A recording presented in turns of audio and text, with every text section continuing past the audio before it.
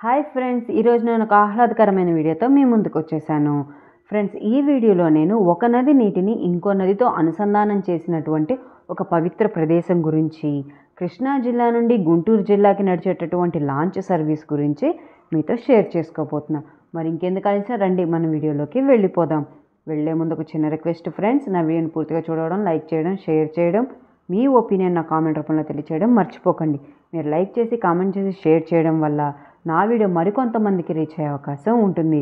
Friends, ఈరోజు నేను మీతో షేర్ చేసుకోబోయే వీడియో పవిత్ర సంగమం. ఇది విజయవాడకి 17 కిలోమీటర్ల దూరంలో ఉన్న ఇబ్రహీంపట్నం దగ్గర ఉంది. మనం ఇబ్రహీంపట్నానికి వెళ్ళాలంటే విజయవాడ బస్టాండ్ నుంచి కానీ, రైల్వే స్టేషన్ నుంచి కానీ, బస్సులో కానీ, షేర్ ఆటోస్లో కానీ, లేదా డైరెక్ట్ ఆటో కానీ మాట్లాడుకొని మనం ఈ ప్రదేశానికి రావచ్చు.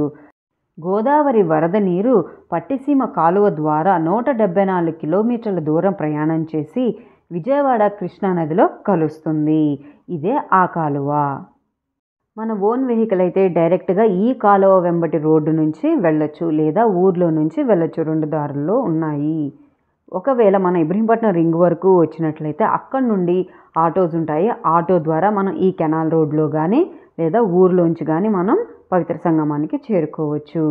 ఇప్పుడు మనం ప్రయాణం చేస్తున్నటువంటి ఈ రోడ్డు కాలువని ఆనుకుని ఉన్నటువంటి రోడ్డు. రిటర్న్లో వచ్చేటప్పుడు నేను ఫెర్రీ నుండి, ఊర్లో నుండి ఇబ్రహీంపట్నానికి వచ్చే రోడ్ని చూపిస్తాను. కృష్ణా పుష్కరాలప్పుడు ఈ రోడ్ని నిర్మించారు. రోడ్ని నిర్మించేటప్పుడు అటు ఇటు చెట్లతోటి, గ్రీనరీతో ఎంతో చక్కగా ఆహ్లాదకరంగా నిర్మించారు. కాకపోతే ఇప్పుడు రోడ్డు అయితే పాడైపోయింది. 2 వీలర్లో వచ్చేవాళ్ళు చాలా జాగ్రత్తగా రావాలి. ఇదే పవిత్ర సంగమం ఘాట్.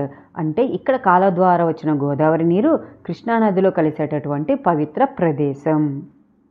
ఇలా ఒక నదిలో నీటిని ఇంకొక నదిలో అనుసంధానం చేయడం వలన వరద నీటిని మనం సేవ్ చేసుకోవచ్చు. పూర్తిగా సేవ్ చేసుకోలేకపోయినా ఎంతో కొంత భాగాన్ని మనం సేవ్ చేసుకోవచ్చు. అంతేకాకుండా ఒక నది నీరు ఇంకో నదిలోకి వచ్చే ఆ దారి అంతా కూడా పంటలు పండించుకునే అవకాశం రైతులకి లభిస్తుంది. పొలాలు అన్నీ కూడా బీడు పడకుండా చక్కగా నీటితో తడిపి పంటల్ని పండించుకోవచ్చు. సంగమ ఘాట్ దగ్గర మన పితృదేవతలకి పిండ ప్రదాన కార్యక్రమాల్ని నిర్వహించవచ్చు. ఇక్కడ చిన్నది ఆంజనేయ స్వామి వారి దేవాలయం కూడా ఉంది. మనం అక్కడి నుంచి నడుచుకుంటూ లేదా రోడ్డు మీద అయినా ఇలా స్ట్రైట్గా వస్తే మనకు ఒక పెద్ద పార్కింగ్ ఏరియా, స్నాక్ స్టాల్స్, అలాగే పిల్లలు ఆడుకునేటటువంటి ట్రాంపోలిన్, కార్స్ స్టాండ్ ఇవన్నీ మనకి కనిపిస్తాయి. ఈ పవిత్ర ప్రదేశాన్ని నిర్మించేటప్పుడే చక్కగా గ్రీనరీతోనూ పార్క్ లాగా చాలా నీట్గా డెవలప్ చేశారు. అక్కడ నదుల యొక్క నీరు సంగమించే ప్రదేశం దగ్గర నుండి ఫెర్రీ ఘాట్ వరకు కూడా మొత్తం మెట్లతోటి ఎంతో చక్కగా నీట్గా అభివృద్ధి చేశారు. ఇక్కడ వాటర్ స్పోర్ట్స్ ఫెసిలిటీ ఉంది. అంటే ఇక్కడ 5-6 రకాల బోట్స్ ఉన్నాయన్నమాట. ఆ బోట్స్లో రైడ్కి మనం వెళ్ళొచ్చు. మనిషికి 250 రూపీస్. ఒక పెద్ద బోట్ అయితే దానికి తగ్గ ప్రైజ్ని వాళ్ళు కలెక్ట్ చేస్తారు. లైఫ్ జాకెట్ మస్ట్ అండ్ షుడ్గా ఇస్తారు. ఇక్కడ APSDRF బృందం వారు ప్రతిరోజు విధులను నిర్వహిస్తూ ఉంటారు. ఈ ఘాట్ని విజిట్ చేయడానికి వచ్చిన ప్రజలు ఎవరైనా ప్రమాదవశాత్తు నదిలో పడిపోకుండా వీరు ముందుగానే వారికి జాగ్రత్తలు చెప్తూ పర్యవేక్షిస్తూ ఉంటారు. అంతేకాదు, ఈ ఘాట్ నుంచి ఫెర్రీకి వెళ్ళే ఈ రోడ్డు వెహికల్ రైడింగ్ నేర్చుకోవడానికి కానీ, వాకింగ్ కానీ చాలా అనువుగా ఉంటుంది. ఇప్పుడు మనం వెళ్ళేటప్పుడు రైట్ సైడ్ వెళ్తే ఇబ్రహీంపట్నం రింగ్ వస్తుంది, లెఫ్ట్ సైడ్ వెళ్తే ఫెర్రీ ఘాట్ వస్తుంది అనమాట. ఈ ఫెర్రీ ఘాట్ అనేది ఓల్డ్ ఘాట్.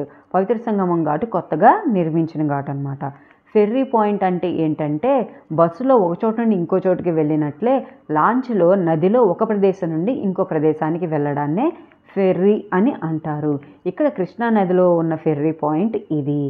నాటు పడవల్లో మన రైడ్కి తీసుకువెళ్తారు, ప్లస్ చేపలు కూడా పడుతూ ఉంటారు.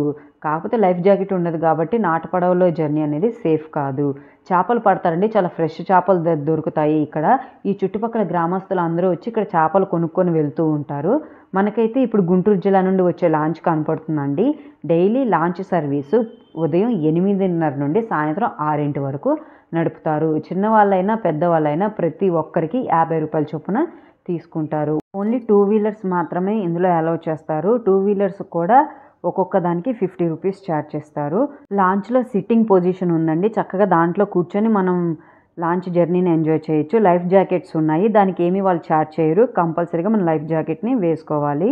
లాంచ్ ఇక్కడ ఇబ్రహీంపట్నం ఫెర్రీ పాయింట్ నుండి గుంటూరు జిల్లాలో రాయపూడి ఫెర్రీ పాయింట్ వరకు మనని తీసుకువెళ్తుంది. సేమ్ రాయపూడి నుంచి కూడా హైవే మీదకి ఒక 2-3 కిలోమీటర్స్ ఉంటుంది.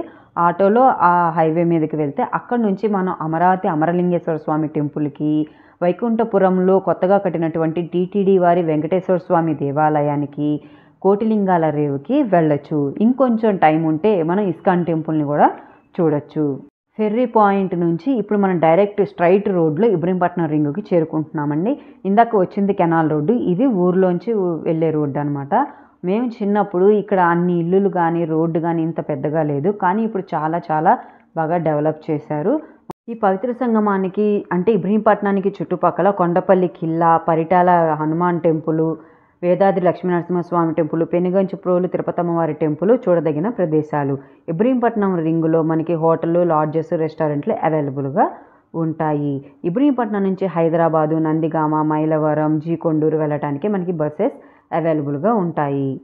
ఫ్రెండ్స్, మీ అందరికీ నా వీడియో నచ్చిందనే అనుకుంటున్నాను. నా వీడియో నచ్చినట్లయితే లైక్ చేయండి, షేర్ చేయండి, మీ ఒపీనియన్ నాకు కామెంట్ రూపంలో తెలియచేయండి. Thank you for watching.